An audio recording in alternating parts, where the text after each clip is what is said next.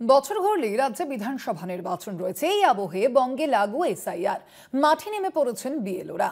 26-এর বিধানসভা নির্বাচন থেকে রাজ্যে এসআইআর আলোচনায় কলকাতা টিভির মুখোমুখি হয়েছেন ডব্লিউবিএসআরডি এর চেয়ারম্যান, বীরভূমের কোর কমিটির কনভেনার অনুব্রত মণ্ডল। সেই প্রতিবেদন তুলে ধরেছেন আমাদের প্রতিনিধি মনবীর বংশী। দেখুন। বছর ঘুরলেই রাজ্যে বিধানসভা নির্বাচন। ঠিক এই মুহূর্তে দাঁড়িয়ে এই আবহেই বাংলায় এবং এসআইআর চালু হয়ে গেছে। মঙ্গলবার থেকে বিএলওরা মাঠে নেমে পড়েছেন। অবশ্যই এই রাজ্যের আমরা যদি বীরভূমের দিকে তাকাই, তাহলে অবশ্যই বীরভূমে প্রথমেই যে মানুষটার নাম আসে তিনি অনুব্রত মণ্ডল। কলকাতা টিভির মুখোমুখি এক্সক্লুসিভলি কথা বলবো দাদার সাথে। দাদা, বিএলওরা ময়দানে নেমে গেলেন এসআইআর নিয়ে, আপনার কি অভিমত? দেখুন, আজ তো গোটা ওয়েস্ট বেঙ্গল জুড়ে এসআইআর চলছে। বীরভূম জেলায় আমি মোটামুটি খবর পেয়েছি আপনাদের মাধ্যমে, সব জায়গায় খুব সুন্দরভাবে ভালো কাজ হচ্ছে। আমার বক্তব্য, কেউ যেন মানুষ ভোটে বাদ না যায়। আজকে যতগুলো হয়েছে কিন্তু সবারই নাম আছে 2002-এ। এরপর এসআইআর করার পর যদি এনআরসি করে, সেটা কিছু করার নেই। চক্রান্ত দেখছেন কোথাও?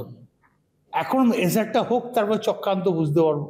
আপনাদের দলের শীর্ষ নেতারাও বলছেন যে মমতা ব্যানার্জি যেখানে আছে, অভিষেক ব্যানার্জি যেখানে আছে, এই এসআইআর নিয়ে অত কিচ্ছু করার দরকার নেই। অভিষেক ব্যানার্জি খুব বুদ্ধিমান ছেলে, আমি জোর গলায় বলি। এই কারণে ও আইনটাও জানে, রাজনীতিটাও জানে, কি করতে হয় সেটাও জানে। সবাই থাকবেন পশ্চিমবাংলার মাটিতেই থাকবেন, যে যেখানে জন্মেছে সেইখানেই থাকবেন। আপনি দীর্ঘদিন ধরে রাজনীতি করছেন, রাজনীতি এক প্রকার গুলে খেয়ে নিয়েছেন।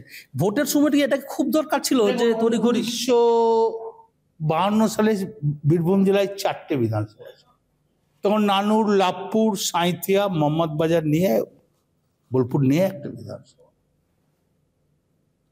তো এই কারণেই সেই হিসেবে ভোটার লিস্ট দেখে, তখন ভোটার লিস্ট আবার কিছুটা হাতে লেখা ছিল, তো সে ভোটার লিস্ট আমার কাছে আছে।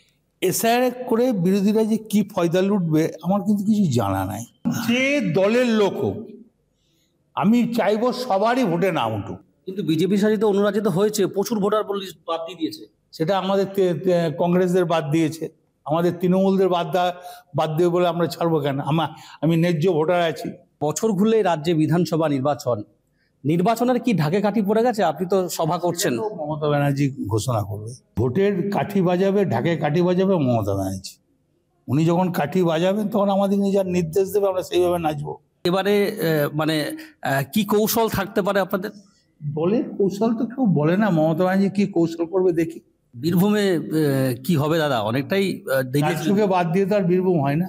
অনুব্রত মণ্ডল, বীরভূম জেলা তৃণমূল কংগ্রেসের কনভেনার, ডব্লিউবিএসআরডি এর চেয়ারম্যান। তিনি এসআইআর নিয়ে পুঙ্খানুপুঙ্খ তিনি চুলচেরা বিশ্লেষণের মতো কলকাতা টিভির মুখোমুখি হয়ে পরিষ্কার করলেন। বীরভূমের বোলপুর থেকে ক্যামেরায় অনির্বাণের সাথে মনবীর বংশী, কলকাতা টিভি।